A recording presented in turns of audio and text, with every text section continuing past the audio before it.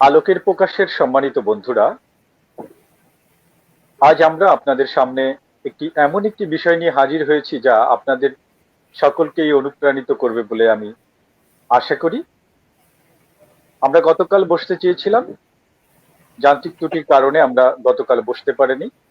আমরা তাদেরকে নিয়ে আজ আমরা বসেছি।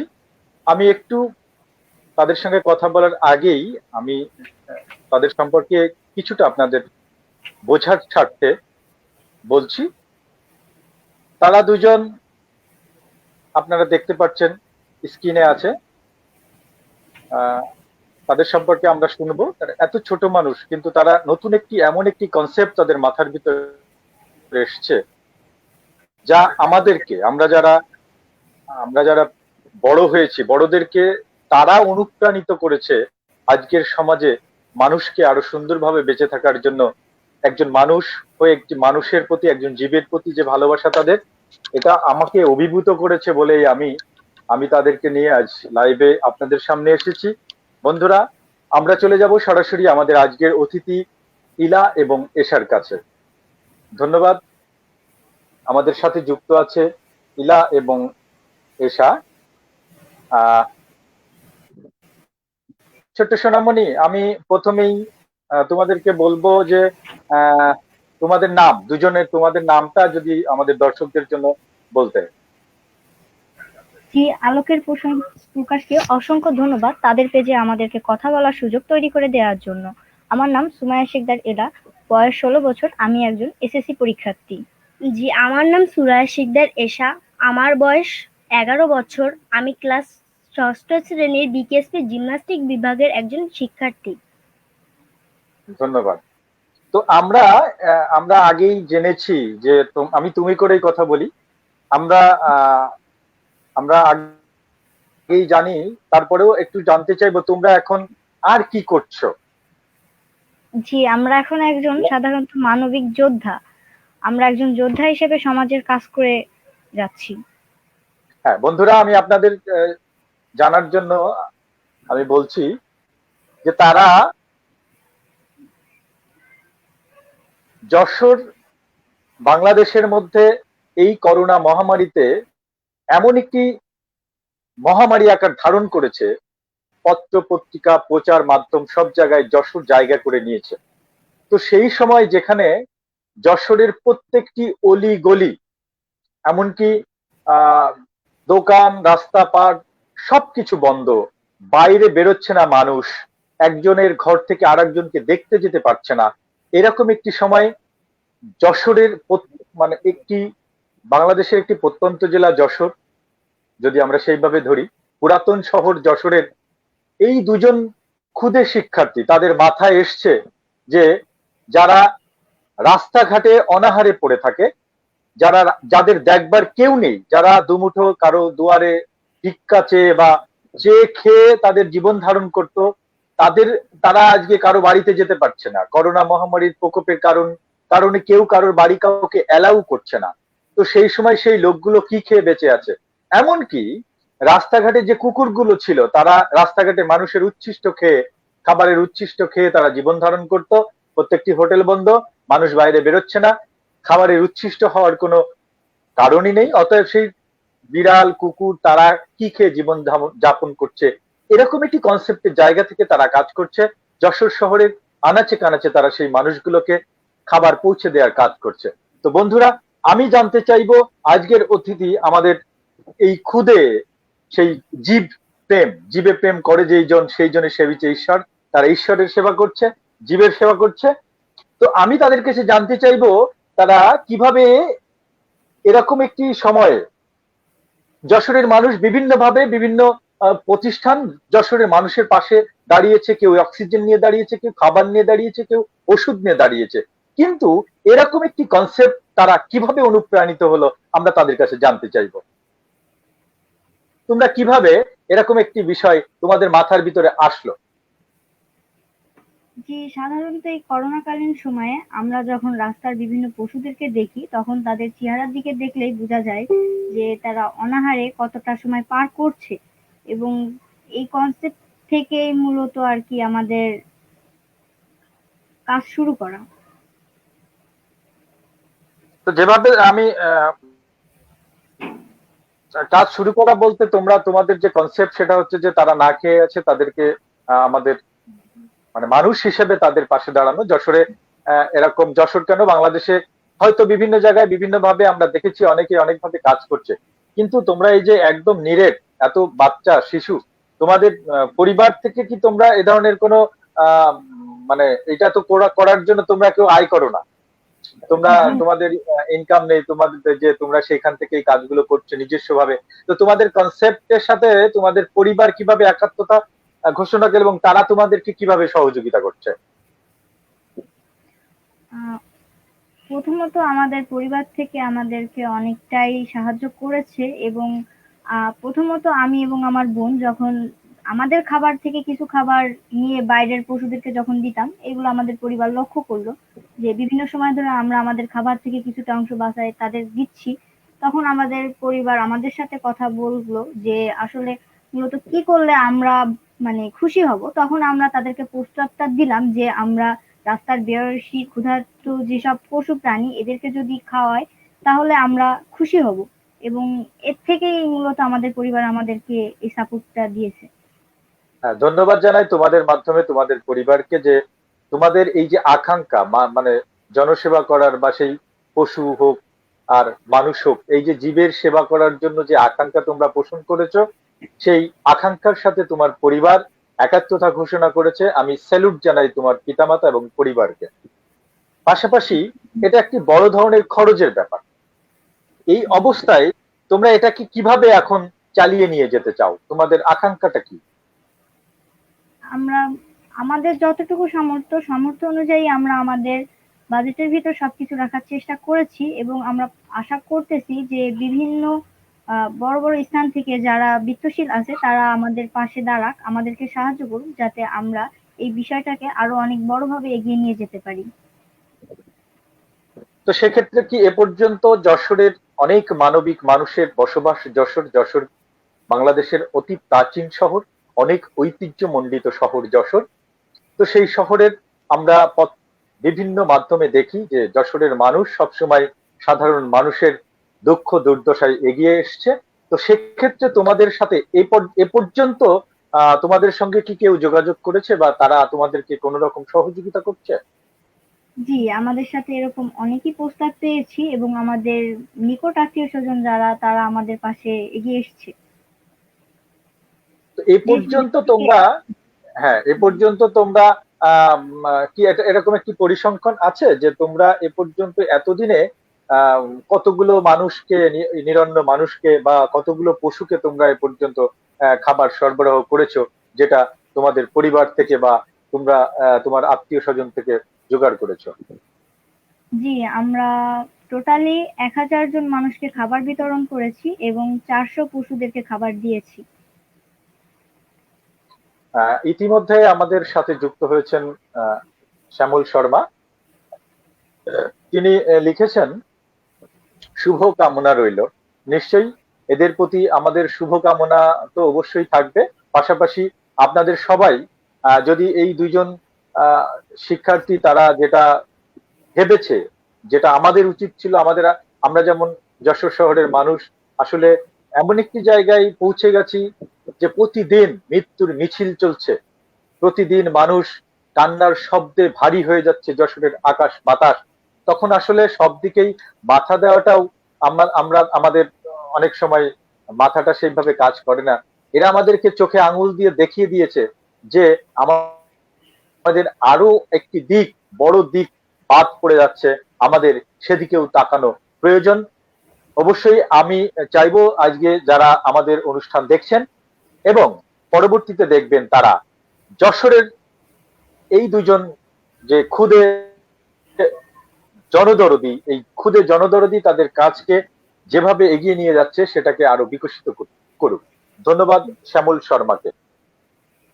তো আমি আহ, এ পর্যন্ত তোমরা যে এতগুলো মানুষকে বা এতগুলো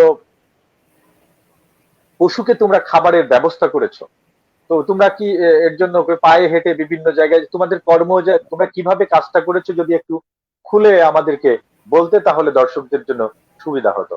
তার আগে আমাদের সাথে যুক্ত হয়েছেন সোহাগ মণি। জি আমরা বলেছে অনেকদিন পর। ধন্যবাদ দাদা, ধন্যবাদ সোহাগ মণিকে। আমাদের সাথে থাকুন।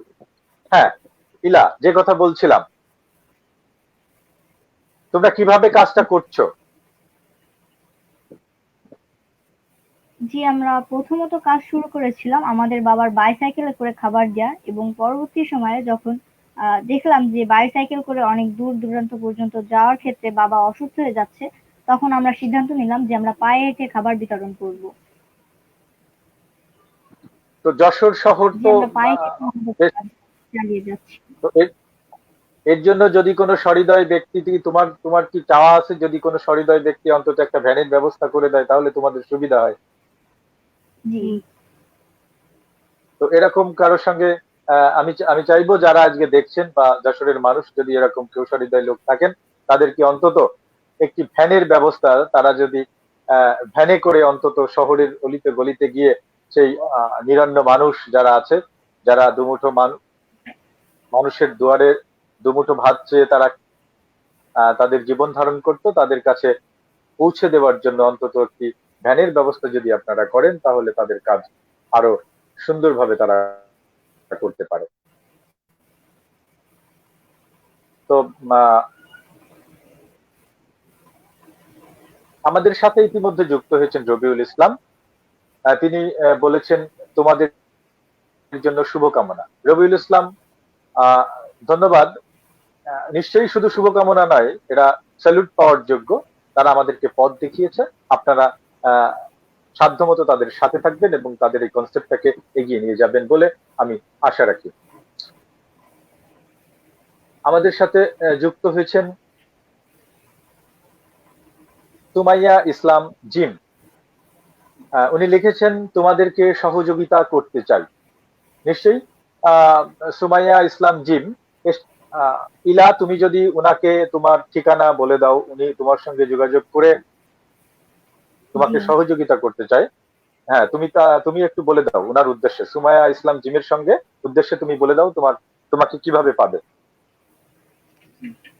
জি আমাকে সাধারণত আমার আমি সবার সাথে আমি আপনাকে মার্ক করে রাখছি, আমি পরবর্তীতে আপনার সাথে যোগাযোগ করে নিব। ধন্যবাদ। আহ, আমাদের সাথে যুক্ত হয়েছেন আসাদ জামান। আসাদ জামান লিখেছেন গুড জব। নিশ্চয়ই সহযোগিতার যে যেভাবে পারেন সহযোগিতার হাত বাড়িয়ে দেবেন আমাদের এই খুদে মানব দরদীদের। তো আমি এই পর্যায়ে আমি আবার ইলা এবং এশার কাছে ফিরে যাব। ইলা এবং এশা, তোমরা এই যে যে বিষয়ের উপরে কাজ করছো সেটা নিয়ে আহ, যশোরবাসীর প্রতি তোমার প্রত্যাশা, যশোরবাসীর প্রতি তোমার কোনো আমাদের মাধ্যমে তোমার কিছু বলার আছে কি? জি আমি যশোরবাসীকে একটাই মেসেজ দিব আমার থেকে, যে এই করোনাকালীন সময়ে তারা এখনো অসচেতন ভাবে ঘোরাফেরা করছে। আমরা বিভিন্নভাবে রাস্তায় বের হলে দেখতে পাই যে তারা ঠিকভাবে মাস্ক ব্যবহার করছে না, বা ডিসটেন্স যেটা সেটা মানছে না। তো আমি তাদেরকে বলবো যে আপনারা অবশ্যই মাস্ক পরার চেষ্টা করুন এবং অভ্যাস গড়ে তুলুন, এবং আপনার চারপাশের মানুষকে আপনি নিজে সুস্থ রাখুন। এটা গেল স্বাস্থ্যবিধির কথা। জি যে যশোরের যে আমরা দেখছি যে অন্তত একদম যে এই যে তুমি যে কাজটা করছো সেই কাজটা এগিয়ে নিয়ে যাওয়ার জন্য যশোরবাসীর প্রতি তোমার কোনো আবেদন যেটা আছে সেটা বলবার জন্য আমি। জি আমি যশোরবাসীর কাছে আবেদন করব যে যে যেখান থেকেই পারুক নিজ নিজ স্থান থেকে আমাদের পাশে আসুক এবং আমাদের সাথে সহযোগিতার হাত বাড়িয়ে সামনের দিনগুলোতে ভালোভাবে যাতে কার্যক্রমটা শেষ করতে পারি সেজন্য এগিয়ে আসুক। আর আমি বলতে চাই তোমাদের মাধ্যমে, অন্তত যশোর না, শুধু সারা বাংলাদেশের প্রত্যেকটি জায়গার মানুষদের প্রতি আমি বলতে চাই, যে যার যার বাড়ির সামনে যে পশুটি অনাহারে আছে তার দুয়ার থেকে বেরিয়ে অন্তত একটু খোঁজ নিন এবং তার খাবারের ব্যবস্থা করুন। এবং জি এই অনুপ্রেরণা নিয়ে যে এই ক্ষুদে দুজন শিক্ষার্থী তারা পায়ে হেঁটে যশোরের শহর অলি গলিতে গিয়ে নিরন্ন সেই পশুদের, কুকুর বিড়ালদেরকে খাইয়ে বাঁচিয়ে রাখছে, তাদের তাদের প্রতি আহ কৃতজ্ঞতা জানিয়ে অন্তত আপনার বাড়ির পাশের সেই কুকুরটিকে, বিড়ালটিকে আপনি একবেলা অন্তত খেতে দিন। আমাদের সাথে যুক্ত হয়েছেন Saha gym, Sneha gym. Sneha gym, নিশ্চয়ই তোমাদের বোধহয় পরিচিত। সামনে এগিয়ে যাও, শুভাশিস রইল। ধন্যবাদ, শুভাশিস নিশ্চয়ই করবেন, পাশে থাকবেন। তো আমি আমি এবার একটু বলতে চাই যে এ পর্যন্ত এই এ পর্যন্ত প্রশাসনিকভাবে যারা তোমাদের ওখানকার আহ, ওটা তো পৌরসভা, পৌরসভার যে কাউন্সিলর আছে বা মেয়র আছেন বা রাজনৈতিক নেতা নেতৃবৃন্দ যারা আছেন, এর মধ্যে তোমাদেরকে আহ, অনুপ্রেরিত হোক বা সহযোগিতা করা হোক বা কেউ তোমাদের সঙ্গে যোগাযোগ করেছে কিনা? না না, এই জি না, পর্যন্ত আমাদের সাথে কেউ সেইভাবে কেউ সহযোগিতা যোগাযোগ করেনি বা আমাদের কেমন করে কন্ট্যাক্ট। রে? হ্যাঁ, যারা বরং তো কিছু মানুষ আছে তারা আরো ব্যঙ্গ করে বলেছে যে মানুষকে খাবার না দিয়ে এখানে কুকুরকে কেন খাবার দেওয়া হচ্ছে, এটা সমাজের কোনো একটা ভালো দিক না, সেটা বলে উল্লেখ করছে। কিন্তু প্রাকৃতিক ভারসাম্য তাদেরকে বোঝাতে হবে। প্রাকৃতিক ভারসাম্য রাখতে গেলে পৃথিবীতে প্রত্যেকটি জীবেরই প্রয়োজন, হুম, না জি। হলে মানব সভ্যতাও বিলীন হয়ে যাবে। এই বিষয়টি তাদেরকে বোঝানো প্রয়োজন। আমি আমি আজকে বলতে চাই, তার আগে আমাদের সাথে যুক্ত হয়েছে এমডি ইলিয়াস কাঞ্চন। এমডি ইলিয়াস কাঞ্চন লিখেছেন, এগিয়ে যাও, আমরা আছি তোমার সাথে। নিশ্চয়ই ধন্যবাদ এমডি ইলিয়াস কাঞ্চন।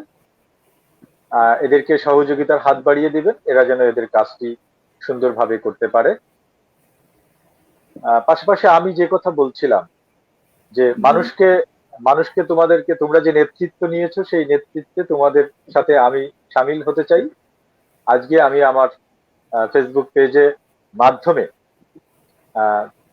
যারা দেখছেন বা পরবর্তীতে যারা দেখবেন তাদেরকে বলতে চাই যে এই দুই শিশুকে, মানে বলা যায় শিশুই, এদেরকে অনুপ্রাণিত করুন এবং প্রাকৃতিক ভারসাম্য ধরে রাখার জন্য প্রত্যেকটি জীবের বেঁচে থাকা দরকার। তাদেরকে আমি আবারও বলি, আপনার বাড়ির সামনের পশুটিকে খেতে দিন এবং যদি পারেন এদেরকে সহযোগিতা করে যেন এদের কাজটা এগিয়ে যায়। তো আমি পরিশেষে তোমাদেরকে একটি কথা বলবো, সেটা হচ্ছে যে প্রশাসনের কাছে তোমাদের কি কোনো প্রত্যাশা, মানে যশোর শহরের প্রশাসনের কাছে কি তোমাদের কোনো প্রত্যাশা আছে যে তারা যদি সরকারিভাবে এই কাজটা করতো, তোমাকে আর কষ্ট করে হয়তো তুমি সহযোগিতা করতে, তোমাকে করতে হতো না? এরকম কোন প্রত্যাশা যদি থাকে সেটা আহ তুমি একটু বলতে পারো আমাদের মাধ্যমে যশোর শহরের প্রশাসনের কাছে। জি, আমার যশোর শহরের প্রশাসনের কাছে আমার একটাই প্রত্যাশা যে যারা দেশের জন্য কাজ করছে, মানে আমাদের মতো মানব কর্মী যারা কাজ করছে, আহ তাদের প্রতি মূল্যায়ন করুক এবং কোনো কাজে যদি আমাদেরকে প্রয়োজন হয় তাহলে তারা যাতে আমাদের সাথে যোগাযোগ করে।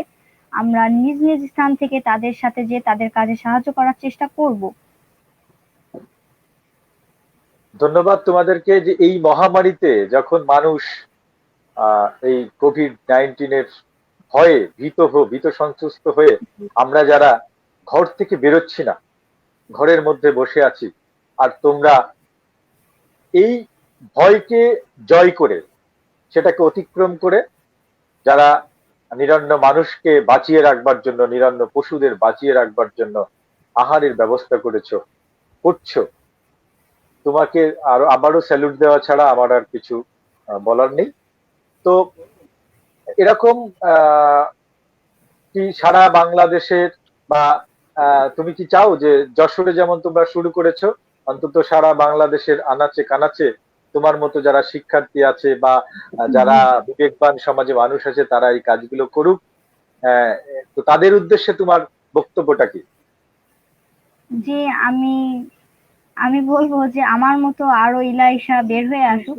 আমি আজ যখন রাস্তায় সকালে বের হয়েছি তখন দেখি যে আমার মতো আরো 4-5 জন খাবারের ব্যাগ হাতে নিয়ে তারাও ছুটছে। তো বিষয়টা দেখে আমার খুবই ভালো লাগলো যে আসলে আমি না, আমার জায়গা প্রস্থান থেকে আরো অনেকেই কাজ করছে, কিন্তু তারা আমার মতো এতটা হয়তো কাজ করতে পারছে না। তার যতটুকু সামর্থ্য সে ততটুকুই সহযোগিতা করুক। রাস্তার পাশে অনেক কুকুর আছে যারা আমাদের দেখলে এখন এগিয়ে আসে, যেন অন্য কাউকে দেখেও তারা সেভাবে এগিয়ে আসে, তাদের খেয়ে দেওয়ার জন্য তারা একটু ভালো থাকে। এই কোভিড এর সময় তারা না খেতে পেয়ে অনেক কুকুরের মারা যে রাস্তার পাশে পড়ে থাকে, সেইগুলো দেখেও খুব কষ্ট লাগে যে তারাও আগে কত হেলদি থাকতো, এখন তো তারা কোনো খাবার দাবার পাচ্ছে না, যার জন্য তারা তো এইভাবে অসুস্থ হয়ে রাস্তার পাশে পড়ে থাকে। দেখলে খুব কষ্ট লাগে। আমাদের যতটুকু সামর্থ্য আমরা সবাই যেন সেটা পশু পাখিদের দেওয়ার চেষ্টা করি। নিশ্চয় নিশ্চয়। তো বন্ধুরা, তারা আজকে আমাদেরকে তোমরা সময় দিয়েছো, এজন্য আলোকের প্রকাশের পক্ষ থেকে তোমাদেরকে অভিনন্দন। এবং আমি বলতে চাই বন্ধুদের উদ্দেশ্যে যে তারা যেহেতু প্রতিদিন রাত্রে কাজ করে সারা রাত, অনেক সময় অনেক রাত হয়ে যায়, কারণ পরের দিন সকালবেলায় আবার রাস্তায় হেঁটে হেঁটে তাদেরকে অনেকটা সারাদিন লেগে যায়, অনেক সময় দুপুর পর্যন্ত লেগে যায় তারা খুঁজে খুঁজে কুকুরদের, বা যারা রাস্তার পাশে পড়ে থাকে অনেক পাগল বা যারা ছিন্নমূল মানুষ, যাদের ঘর নেই, যে মানুষের কাছ থেকে তারা ক্ষুধা নির্বাহ করে, তো তাদেরকে খুঁজে খুঁজে তারা অন্ন দেন। তো সেই কাজে তারা হয়তো ব্যস্ত হয়ে যাবে। তো আমি এইটুকু সময় নিয়ে নিলাম। আমি ধন্যবাদ জানাবো। আবারও আমি ইলা এবং এশার সঙ্গে বলতে চাই, সারা বাংলাদেশের আপনারা যারা ইলা এশার মতো ভাবছেন যে কিছু করতে চান এই কোভিড এর সময়, কিছু একটু ভালো কাজ করতে চান, কালকে আপনিও মারা যেতে পারেন, আপনারও কোভিড হতে পারে, আমারও কোভিড হতে পারে, বা যে কোনো ভাবে আমরা মারা যেতে পারি, কিন্তু এই জাতি যখন একটি দুর্দশার মধ্যে আছে, পৃথিবী যখন একটি দুর্দশার মধ্যে আছে, তখন পৃথিবীর এই দুর্দশাগ্রস্ত মানুষের, দুর্দশাগ্রস্ত প্রাণীদের পাশে দাঁড়িয়ে পৃথিবীর এই দুর্দশাকে অতিক্রম করার যে প্রয়াস ইলা এশা আমাদেরকে দেখিয়ে দিয়েছে, আঙুল দিয়ে, চোখে আঙুল দিয়ে দেখিয়ে দিয়েছে, তাদের আমরা এখান থেকে শিক্ষা নেব। এবং আগামী দিনে আমরা সবাই যে যার যার জায়গা থেকে মানুষের সেবায়, পশুদের সেবায়, নিরন্ন জীবের সেবায় এগিয়ে আসব। ধন্যবাদ বন্ধুরা।